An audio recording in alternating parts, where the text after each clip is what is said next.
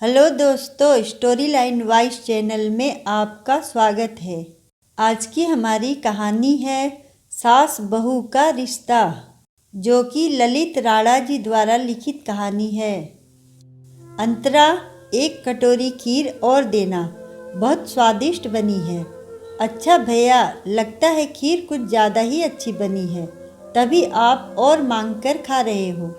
सृष्टि ने एक पूरी अपने प्लेट में डालते हुए कहा। निर्मला जी को भी खीर अच्छी लगी थी और सृष्टि को भी।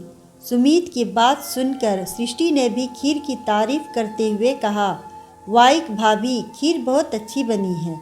और नहीं तो क्या, मैं तो कहता हूँ कि माँ आप भी अंतरा से ऐसी खीर बनाना सीख लो, वरना आप तो बहुत ही पनियाला खीर बनाती हो।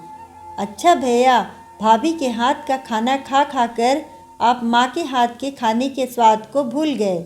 सृष्टि ने यूं ही मजाक किया तो सुमित भी यूं ही चुहल के अंदाज में बोल पड़ा, वो बात नहीं है बहना, पर अंतरा बिल्कुल परफेक्ट खाना बनाती है और इसकी बनाई हुई खीर तो एकदम मलाईदार होती है।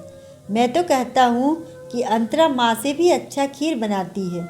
दोनों भाई बहन इस बात से बिल्कुल अनभिज्ञ थे कि यह सब सुनकर निर्मला जी पर क्या गुजरती होगी। और आज तो अंतरा की बहन अंशिका भी आई हुई थी, सो सुमित कुछ ज़्यादा ही उत्साहित था और अपनी रो में बोले ही जा रहा था कि सृष्टि का ध्यान निर्मला जी की ओर गया।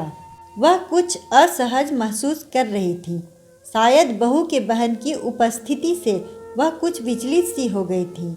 वह नहीं चाहती थी कि सुमित उनकी तुलना कल की आई हुई उनकी बहू अंतरा से करे, और वह भी बहू की बहन के सामने।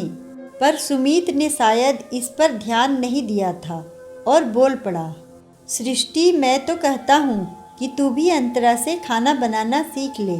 सुमित ने इतना बोलकर सृष्टि की तरफ देखा तो उसने आंखों से कुछ इशारा किया जिसे सुमित नहीं समझ पाया, और उसने खीर की तारीफ जारी रखी।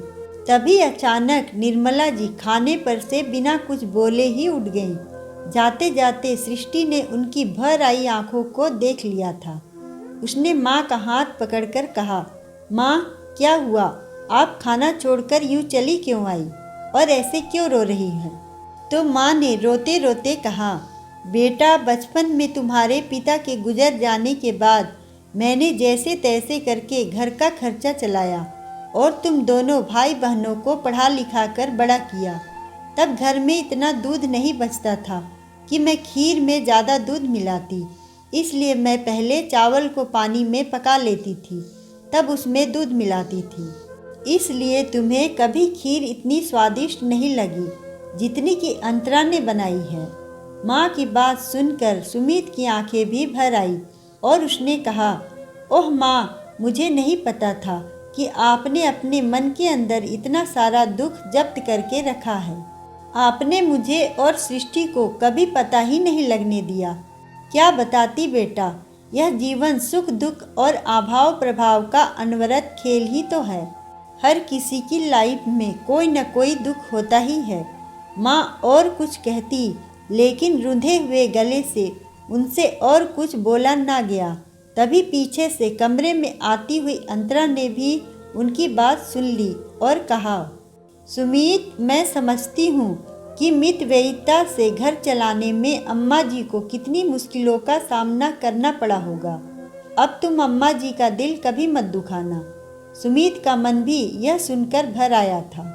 तभी सृष्टि ने माहौल को हल्का बनाते हुए कहा, अब दुख भरे दिन बीते रे भैया, सुख भरे दिन आयो रे। फिर सबकी समवेत हंसी से घर गुलजार हो उठा।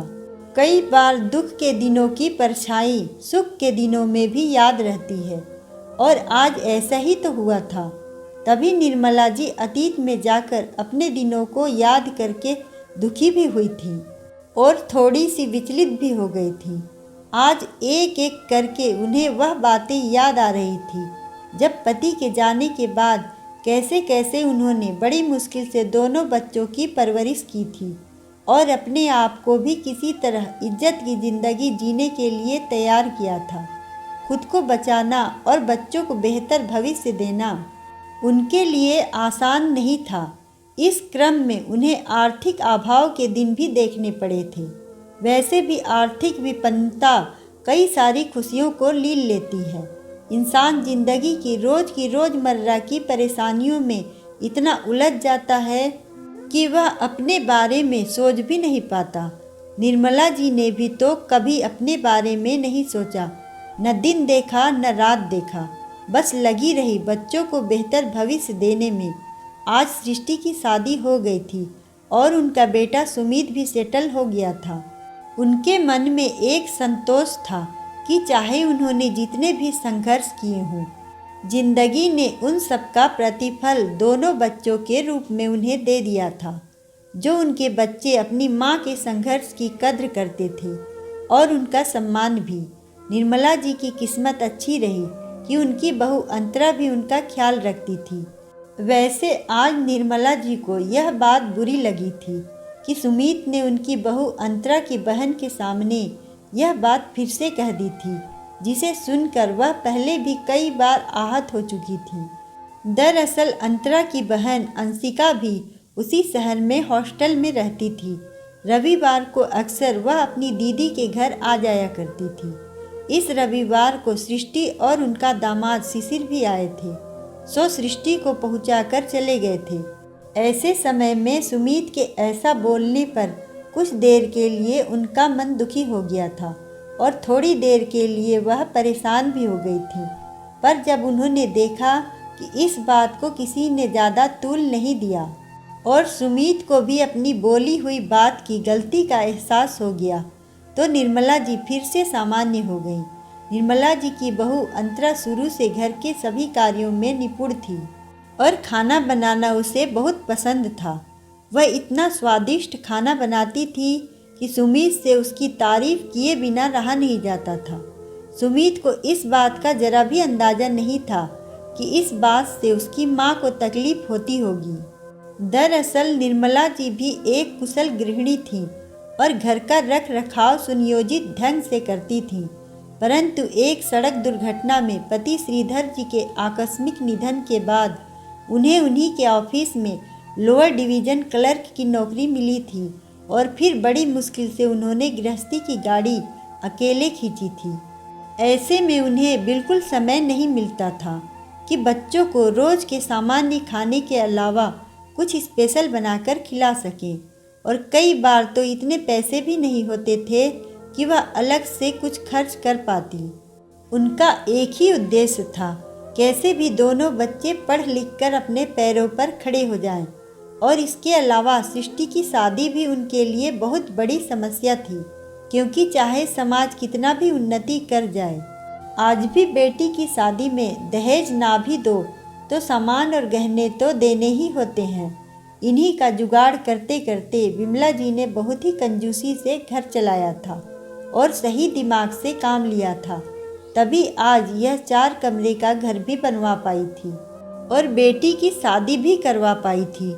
सृष्टि भी एक मल्टीनेशनल कंपनी में जॉब करती थी और 2 साल पहले सुमित भी सेटल हो गया था।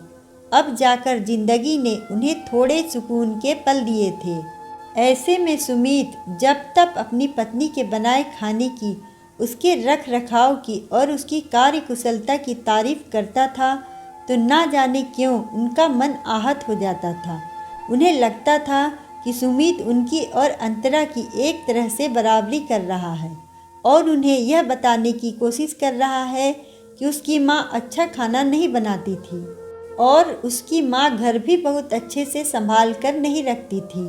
यह सब सुनकर निर्मला जी सुमित से कहना चाहती थी कि अंतरा तो सिर्फ घर संभालती है, कोई नौकरी तो नहीं करती ना।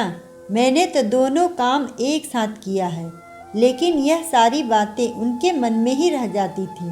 वैसे भी यह सिर्फ आज के आंसू नहीं थे, बल्कि पिछले काफ़ी समय से यह दर्द उन्होंने अपने सीने में दबा रखा था।